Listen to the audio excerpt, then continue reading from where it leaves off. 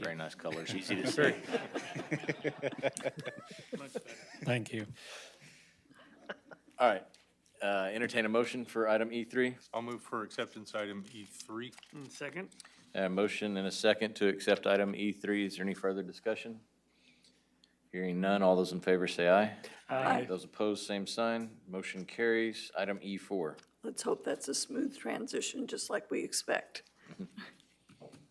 Item E4 is a resolution confirming the city's program for hot funds awards for outside agencies. Council, thank you for your time this evening. Just going to have a brief presentation to touch on our program for awards for outside agencies. Jesus alluded to it a few seconds ago. And just a couple of slides talking about how the application process went for this year and what's to be expected for over the next coming weeks. So just a brief timeline of the program. We did have applications available for the entire month of July. Those were available at victoriatx.gov. And we did host 4 workshops, one on July 6th, the 13th, the 20th, and the 27th. So the application period has closed. We are now in the process of communicating with our subcommittee, our Hot Funds Awards subcommittee of our Tourism Advisory Board. I'll touch on those folks here in a minute, to meet to talk about calculations and form the recommendations to City Council, which we would then be presenting a couple of weeks later. The goal is to have that available for the September 6th regular City Council meeting. And then if approved at that meeting, we would work with the legal department to formulate the contracts for each of the respective awardees. So I mentioned the subcommittee. Who is that? Those are members of our Tourism Advisory Board that are not applying for hot funds. So you have our 3 representatives, all 3 of our lodging accommodations, which are very important members of our board. You have James Weirden, the owner of the Inn on Main, Raj Panchal, the owner and manager of the Comfort Inn and Suites, Brenda Guajardo, who is the director of sales of the Courtyard Marriott, Elizabeth Tice, the Children's Discovery Museum director, and Rosanna Frisch, who is a property manager at Victoria Mall. A little bit about how the application process went. 27 applications received. That might sound like a high number because that is. That is a record number of applications. I looked back in previous years. The highest I was able to find was 21 a couple of years ago. The average amount is usually around 14 to 17 or so. So this is a high number.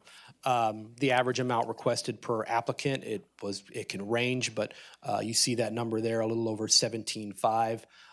So the amount of applications is pretty high. I attribute that to the Convention and Visitors Bureau in the last few years taking over the management of the program. We are a very outwardly facing department. We, through the course of our regular business dealings, we work with a lot of event organizers and new folks, and it showed in this year's applications. 17 of the applications were kind of the usual suspects, people we have year after year. 10 of those were brand new applicants, first-time applicants. I think that's just attributed to our department being out in the public and working with so many different people. A little bit, just a couple of graphs here about the applications. We went back a couple of years. The total amount awarded dipped a little bit due to the oil field crisis in the 2015, 2016, but around 2018, council started increasing that award amount. In 2018, it was a total of $125,000, and for the last few years, since 2019 and onward, it's been $135,000. But you can see the number of applications, how they jumped for this year, and you can see how that on the graph on the right would affect the average award amount. Now that is not the amount that goes to everybody. That calculation of $5,000 is just based on if we evenly split it, but the calculations do take into account hotel room nights. We do have some applicants who ask for less sometimes, so that is not the number that we're recommending per applicant. That's just showing if the money were to be evenly split, that's how it would look for each awardee, and it's the same kind of calculations with the 2018 through 2021 there in that same graph. And I think the intent, if you go back real quick, is to show that obviously the fact that we have more applicants is going to mean less money for everybody involved. The recommendation for the budgeting process is to, as Jesus mentioned, to be conservative for $135,000, consistent with previous years. that accommodates the available fund balance and expected revenues. We did want to note that in a June 2022 meeting, our Tourism Advisory Board did recommend to council, to be communicated to council, a increase in that total award amount of $180,000. Just for your knowledge, if that were to be evenly split among 27 applicants, that would be $6,666 per applicant. Jesus and I have been talking. We understand that there may need to be some looking at the program, because I don't anticipate that number of applicants going down in future years. These folks work with us a lot. They know that that funding is available. There are many, many qualified organizations out there. So I think these high application numbers are something we could very well see in the future. So just that is the basis of my presentation, and can answer any questions you have right now.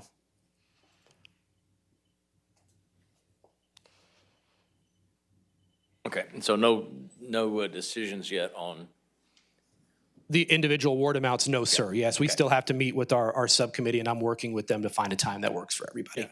And one thing that, I do ask council to think about, whether it's now or, we can always obviously change things later, is, just how you feel about the fact that, the money will be spread out, more thin across the board. Because the program, the way that it's designed now, does have everybody benefiting from it.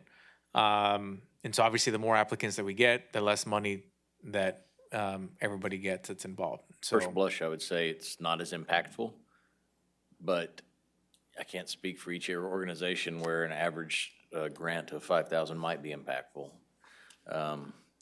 Just historically, I know that there's been larger grants, and anyway, that's just first blush.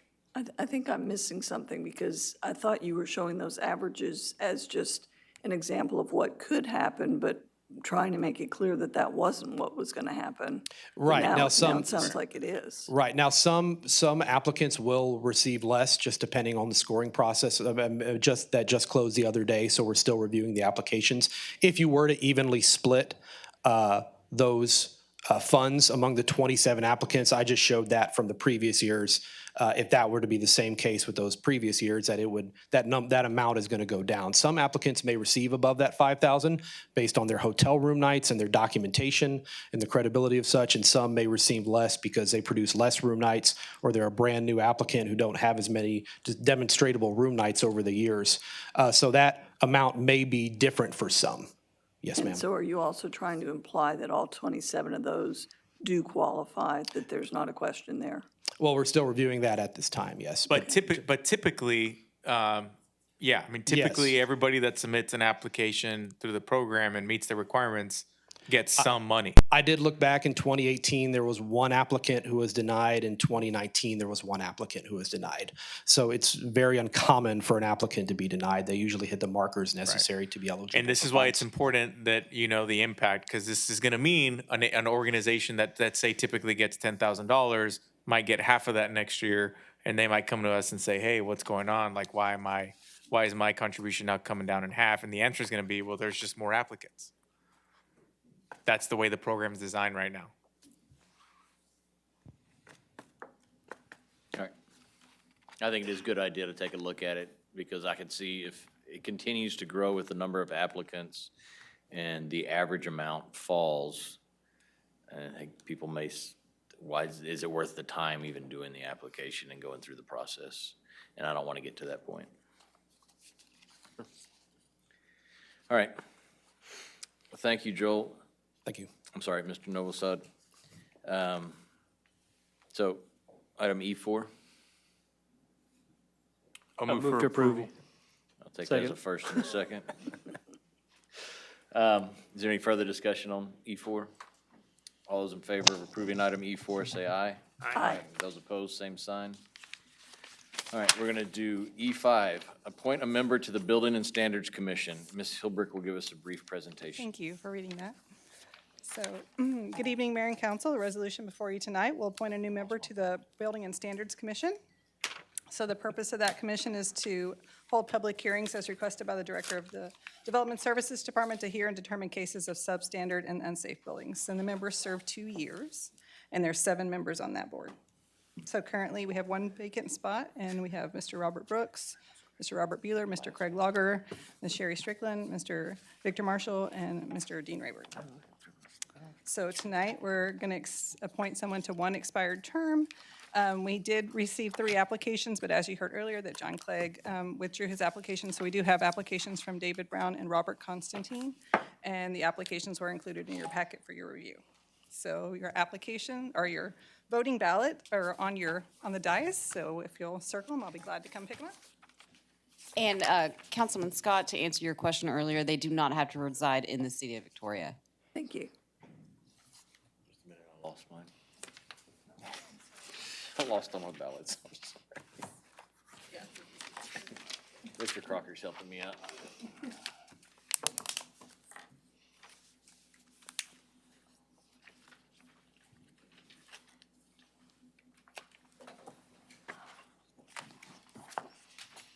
So just so the public is aware, the council members' names are on the ballots, and they're available for review in my office if you should so choose to review, so. Give me just a moment.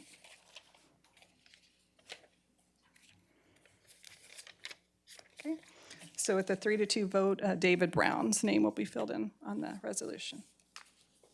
Thank you, Ms. Hilbrick. Motion is in order. I move that we adopt this item and appoint David Brown to the Building and Standards Committee. I'll second. Thank you. Is there any further discussion? All those in favor say aye. Aye. Any opposed, same sign. That does it. So at this time, we're going to recess into executive session. Well, we're going to recess for 5 minutes, or 10 minutes, and then after 10 minutes, we will reconvene into executive session. Okay. The city council will recess for executive session on the second day of August 2022 at 7:15 PM. The subject matter is Texas Government Code 551.087 and 551.072. Thank you. 7:25, please. And we do have food in the conference